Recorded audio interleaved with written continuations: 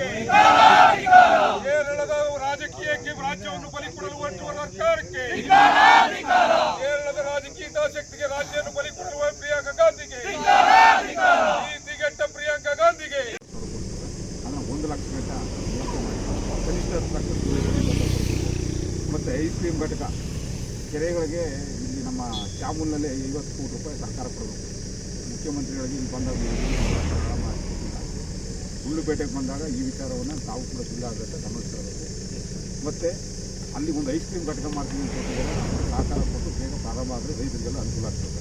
ಮತ್ತು ಕೆರೆ ಕಟ್ಟೆಗೆ ನೀರು ತುಂಬಿಸ್ತಕ್ಕಂಥದ್ದು ಒಂದು 4-5 ಕೆರೆಗಳಿಗೆ ಚಾಮುಂಡಿ ಕೆರೆ, ಉದ್ದಳ್ಳಿ ಮತ್ತು ನಮ್ಮ ಜಿಲ್ಲೆಯಲ್ಲಿ ಮಾನವ ಮತ್ತು ಕಾಡು ಪ್ರಾಣಿಗಳ ಹೆಚ್ಚು ನಡೀತಾ ಇದೆ. ಚಿರತೆ ದಾಳಿ ಆಗಿರ್ಬೋದು, ಆನೆ ದಾಳಿ ಆಗಿರ್ಬೋದು, ಹುಲಿ ದಾಳಿ ಹೆಚ್ಚಾಗ್ತಾ ಇದೆ.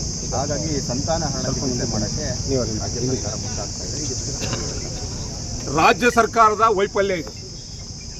ಅದೇನೋ ಎತ್ತಿತ್ತು ಅಂದರೆ ಕೊಟೆ ಕಟ್ಟಾಕು ಅಂತಾರಲ್ಲ, ಆ ರೀತಿಯಾಗಿ ಅವಿವೇಕಿ ಅರಣ್ಯ ಸಚಿವನು ಪ್ರಾಣಿಗಳಿಗೆ ಸಂತಾನಹರಣ ಚಿಕಿತ್ಸೆ ಮಾಡ್ತೀವಿ ಅಂತಕ್ಕಂಥದ್ದು ಇದು ಒಂದು ಅವೈಜ್ಞಾನಿಕವಾದಂಥ ತೀರ್ಮಾನದ ಅಭಿಪ್ರಾಯ. ಮೊದಲು ಈ ಅಭಿಪ್ರಾಯವನ್ನು ಹೇಳಿರ್ತಕ್ಕಂಥ ವ್ಯಕ್ತಿ ವಾಪಸ್ ತಗೊಂಡಿದ್ದೀನಿ ಅಂತೇಳಿ ವಿಷಾದ ವ್ಯಕ್ತಪಡಿಸಬೇಕು. ಯಾಕೆ ಅಂತ ಹೇಳಿದ್ರೆ, ನಿಜವಾಗಲೂ ಸಂತಾನಹರಣ ಮಾಡಬೇಕಾಗಿರೋದು ಯಾರಿಗೆ ಅಂತ ಹೇಳಿದ್ರೆ ಅಸೆಂಬ್ಲಿ, ಪಾರ್ಲಿಮೆಂಟು, ಭ್ರಷ್ಟ ಅಧಿಕಾರಿಗಳು, ಶ್ರೀಮಂತರು, ಕಾರ್ಪೊರೇಟ್ ವಲಯದಲ್ಲಿ ಅಕ್ರಮ ಸಂಪತ್ತನ್ನು ಗಳಿಸಿ ಕುಟುಂಬ ರಾಜಕಾರಣ ಮಾಡ್ಲಿಕ್ಕೆ ಕೊಟ್ಟಿರ್ತಕ್ಕಂಥವ್ರು ಇದಾರಲ್ಲ, ಬೇರೆ ಯುವ ಪೀಳಿಗೆಗೆ ಅವಕಾಶ ಕೊಡದೇ ಇದ್ದಾರಲ್ಲ, ಅವ್ರ ಮೇಲೆ ಈ ಸಂತಾನಹರಣವನ್ನು ಮಾಡಬೇಕು. ಆ ಸಂತಾನಹರಣ ಆದಾಗ ಅಕ್ರಮ ಸಂಪತ್ತು ಸಂಪಾದನೆ, ಭ್ರಷ್ಟಾಚಾರ, ಕುಟುಂಬದ ವಾರಸುದಾರರ ರಾಜಕೀಯ ಇವೆಲ್ಲ ನಿಂತರೆ ಪ್ರಾಮಾಣಿಕವಾದಂಥ ಆಡಳಿತ ಸಿಗುತ್ತೆ.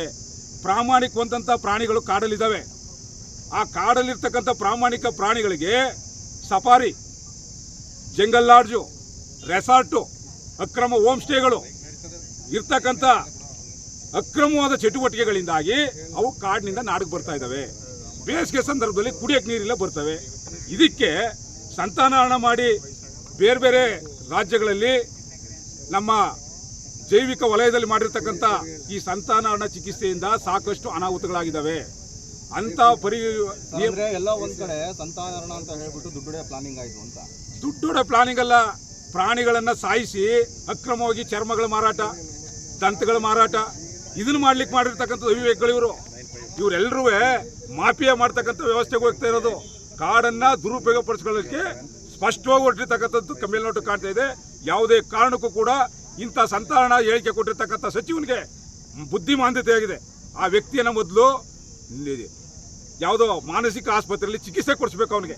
ಯಾಕೆ ಅಂತ ಹೇಳಿದ್ರೆ, ಪ್ರಾಣಿಗಳ ಮೇಲೆ ಸಂತಾನಹರಣ ಚಿಕಿತ್ಸೆ ಕೊಡ್ತೀವಿ ಅಂತ ಹೇಳಿದ್ರೆ ಇದು ಸುಪ್ರೀಂ ಕೋರ್ಟ್ ಕೂಡ ವಿರೋಧ ವ್ಯಕ್ತಪಡಿಸಿದೆ. ಆ ಕಾರಣಕ್ಕೆ ಯಾವುದೇ ಕಾರಣಕ್ಕೂ ಈ ಒಂದು ಹೇಳಿಕೆಯನ್ನು ತೇಳಿಬಿಟ್ಟಿರ್ತಕ್ಕಂಥದ್ದು ಸಮಂಜಸವಲ್ಲ, ವಾಪಸ್ ಪಡಿಬೇಕು. ಈ ಮತ್ತೆ ಕರ್ನಾಟಕದಿಂದ ಮೊನ್ನೆ ಕೇರಳದಲ್ಲಿ ಚುನಾವಣಾ ಪ್ರಚಾರದಲ್ಲಿ ಪ್ರಿಯಾಂಕಾ ವಾದ್ರಾ ಅವರು ಒಂದು ಕಡೆ ಹೇಳ್ತಾರೆ, ಬಂಡೀಪುರದಲ್ಲಿ ರಾತ್ರಿ ಸಂಚಾರವನ್ನು ಮುಕ್ತ ಮಾಡಲಿಕ್ಕೆ ಕ್ರಮ ಕೈಗೊಳ್ತೇವೆ, ನಂಜನಗೂಡಿಂದ ನೀಲಂಬೂರ್ವರೆಗೆ ರೈಲು ಹಳಿಯನ್ನು ಹಾಕಿಸ್ಲಿಕ್ಕೆ ಕ್ರಮ ಕೈಗೊಳ್ತೇವೆ.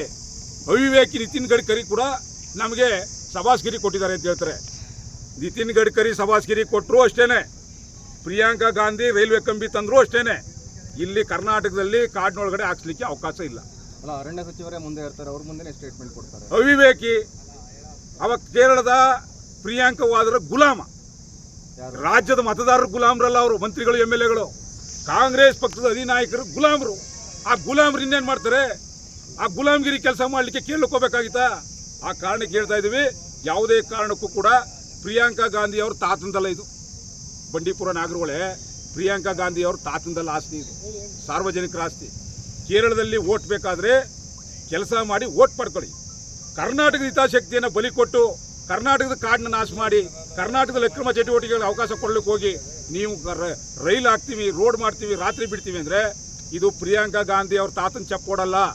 ಕರ್ನಾಟಕದ ರೈತರು, ಕರ್ನಾಟಕದ ಮಕ್ಕಳು ಚಪ್ಪೋಡಿದು ನಮ್ಮ ಆಸ್ತಿ.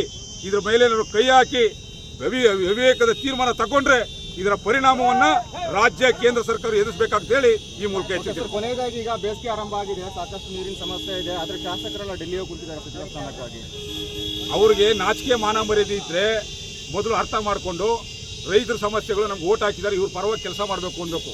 ಅದನ್ನು ಮಾಡದೇ ಇರ್ತಕ್ಕಂಥ ಅವಿವೇಕಗಳಿಗೆ ಕ್ಷೇತ್ರಕ್ಕೆ ಬಂದಾಗ ಉತ್ತರ ಕೊಡ್ತೀವಿ. Thank you.